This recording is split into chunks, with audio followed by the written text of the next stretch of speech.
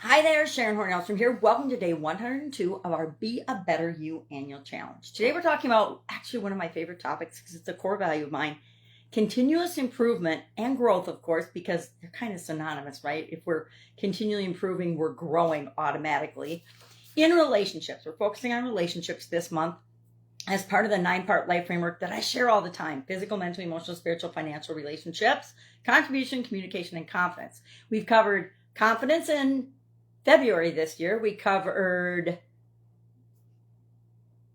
oh, that's not right. Yeah. Confidence in February. We started the year off with confidence. Then we rolled into communication.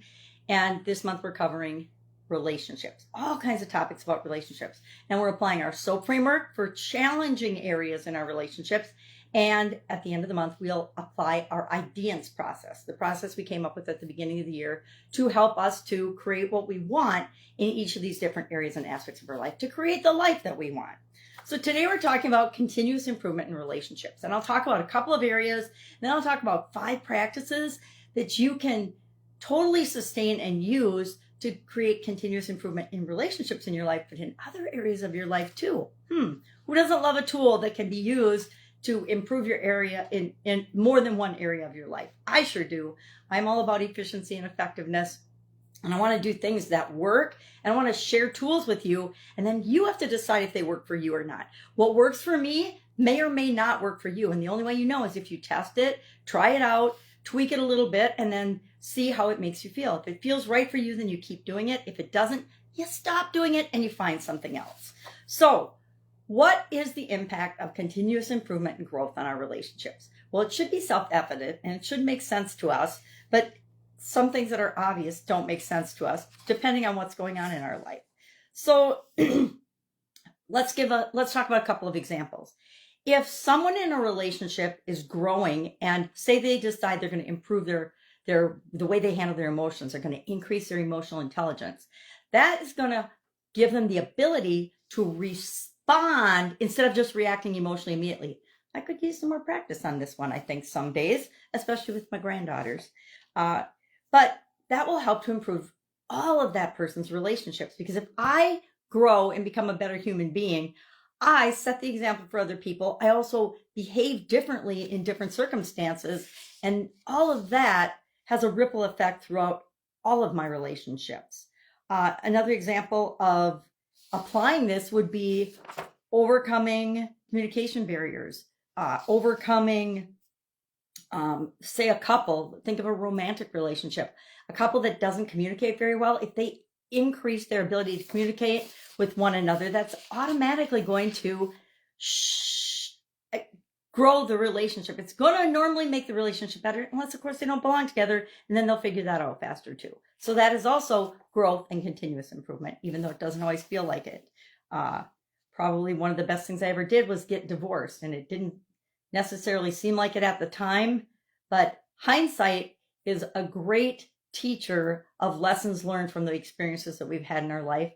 And I have found that all of the bad things that I ever thought happened were the end of the world when they were happening, those have turned out to be the absolute best things that ever happened to me. Getting fired from a job in corporate America, best thing that ever happened to me. Now, did it feel like it at the time? No. But hindsight is, again, 2020, perfect vision and perfect understanding of past events that we can learn and grow from.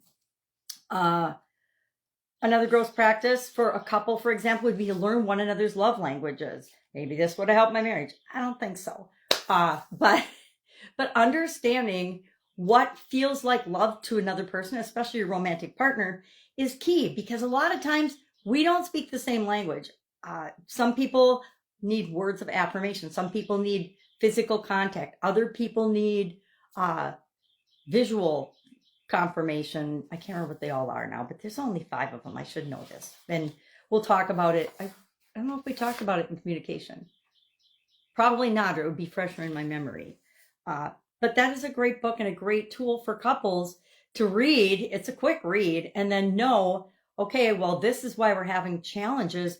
What if I start to communicate in a way that makes sense to my partner and that feels right for them?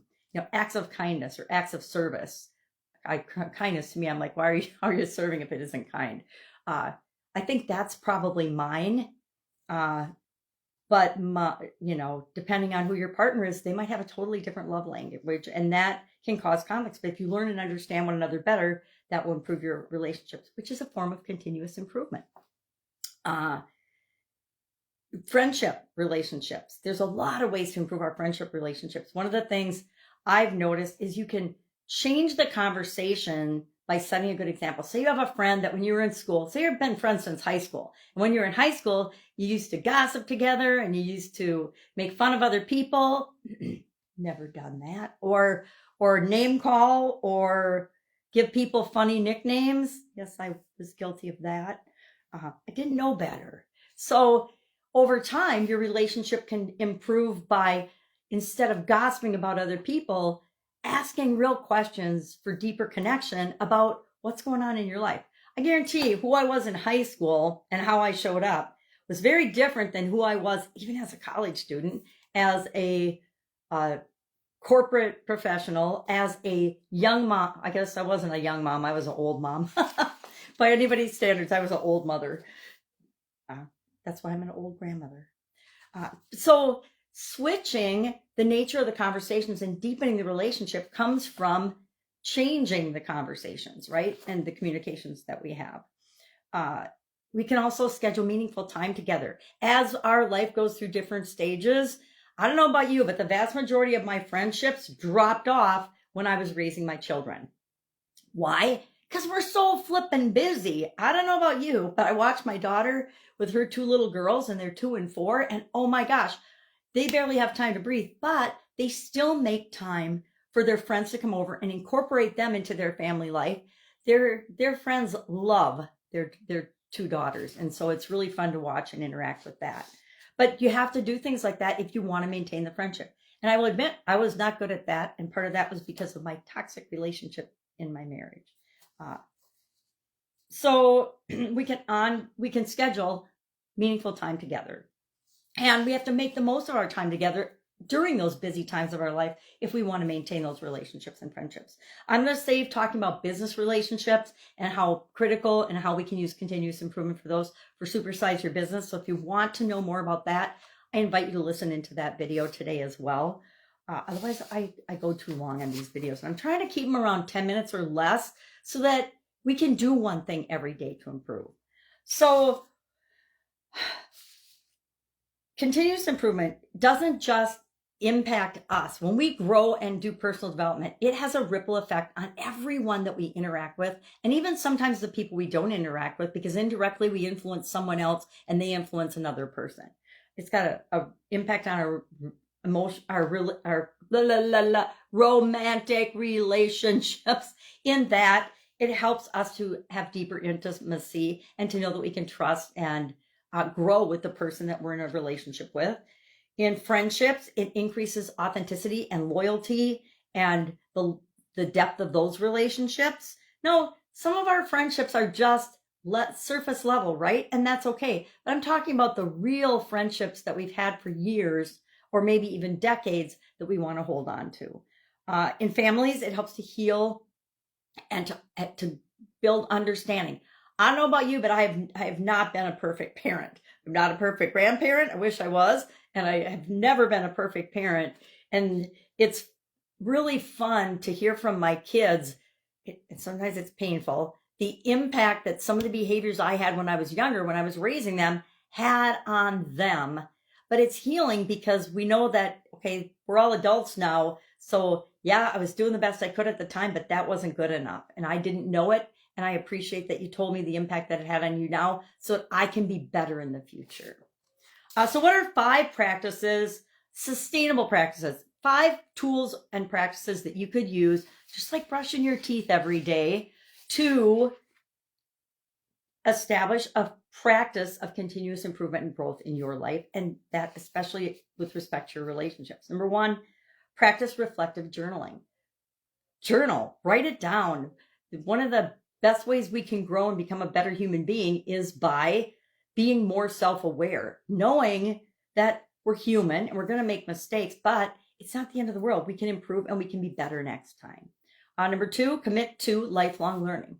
I don't know about you, but this is like one of my favorite things. I am always amazed at the people I come across sometimes that were awesome and knew so much and were the smartest kids in high school. But after high school, that's where they peaked and they never continued to learn and grow and become a better human being after that. Some of them have became better human beings, but some people, there's always those few people that just stop growing, stop learning, started to let other things and other entities think for them. Maybe it was their job, maybe it was the media, whatever it is, but they just stopped thinking for themselves and growing. I don't get that.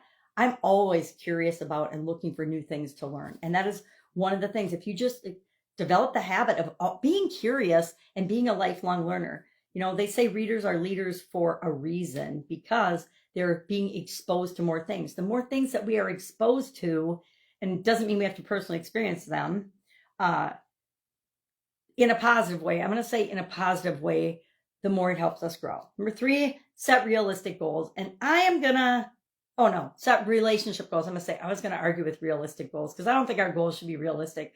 I think that we underestimate what we are capable of and that we should always be setting big, hairy, audacious goals that nobody else would think we could possibly achieve. That's where we should be setting our goals for continuous improvement and growth. But set relationship goals. Set relationship goals for, the different relationships in your life. And then grow intentionally in those relationships. Knowing that maybe the other person doesn't know they want to grow yet. And if you start growing and expanding, it'll set the example for them. Number 4, embrace feedback without defensiveness. We talked about this a little bit yesterday. Feedback is such a powerful tool. Ask people, how am I doing? How's our relationship going in your mind? What can I do better? How can I serve? And how can we be better friends? How can we be better colleagues? How can I be a better partner? How can I be a better grandma? That's a biggie for me because I'm very vested in being a great grandma because I don't want to make the mistakes I made with my kids. However, I see myself repeating some of them with my granddaughters. I just don't want to. And then again, number 5, like in everything else, celebrate what's working. Celebrate progress. Give yourself credit for growing because some days we'll grow and we'll be awesome and do great. Other days, we're going to not do so great. We're going to not do well at all. We're going to totally fail and totally mess up. But we have to forgive ourselves from that and then understand, maybe do some journaling as to, what the heck? Why did that happen? Why did I lose it and raise my voice and scream at my little granddaughters? Normally it's because I fear for their safety. All right. So that's our topic for today, continuous improvement and growth. Our action item is today, I want you to pick one of these 5 things and commit to doing it going forward. I'd say commit to it going forward, especially with respect to your relationships and improving and growing them. Do it for you first and foremost, right? If you have not ever been on a track of lifelong learning or personal development, I invite you to jump on board and start becoming the best possible version of yourself, because that is the number one way you can make the world a better place.